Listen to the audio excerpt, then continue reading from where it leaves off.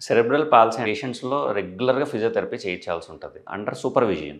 ఎప్పుడైతే ఈ టైట్‌నెస్ అనేది ఇంకా పెరుగుతుంది, ఫిజియోథెరపీ వల్ల కూడా ఇంప్రూవ్ కావట్లేదు అంటే మందులు స్టార్ట్ చేస్తాం. మందుల్లో వల్ల కూడా ఇంప్రూవ్‌మెంట్ లేదు అంటే చిన్న చిన్న ఇంజెక్షన్స్ ఉంటాయి. బొటాక్స్ గానీ అట్లాంటివి ఇచ్చి కొంచెం అది తగ్గించడానికి ట్రై చేస్తాం. ఇంకా సివియర్ పరిస్థితుల్లో ఏమవుతదంటే ఆపరేషన్స్ కూడా చేస్తామండి దీంట్లో. ఒకవేళ 2 కాళ్ళు బాగా టైట్ ఉన్నాయనుకుంటే ఎస్‌డిఆర్ అని ఉంటది. సెలెక్టివ్ డార్సల్ రైజోటమీ అని. దాంట్లో ఆపరేషన్ చేసి కాళ్ళలో ఉన్న టైట్‌నెస్‌ని తగ్గిస్తాం. స్పెసిఫిక్‌గా ఒకే కాలులో ఉంది, ఒకే చేతిలో ఉంది అనుకుంటే దానికి సెలెక్టివ్ పెరిఫెరల్ న్యూరాటమీస్ అని ఉంటాయి. ఆ ఆపరేషన్స్ చేస్తాం. కానీ ఆపరేషన్ చేసినంత మాత్రాన పూర్తిగా 100% నయమవుతది అన్నది కాదు. Operation is only complementary to physiotherapy. Physiotherapy వల్ల ఇంకా ఇబ్బంది అవుతుందంటే దాని మీద మెడిసిన్ యాడ్ చేస్తాము, దాని మీద ఇంజెక్షన్స్ ఇస్తాము, దాని మీద సర్జరీ చేస్తాం. కానీ అన్నీ అయిన తర్వాత కూడా మళ్ళీ రెగ్యులర్‌గా ఫిజియోథెరపీ మనం రెగ్యులర్‌గా చేసుకోవాల్సి ఉంటుంది.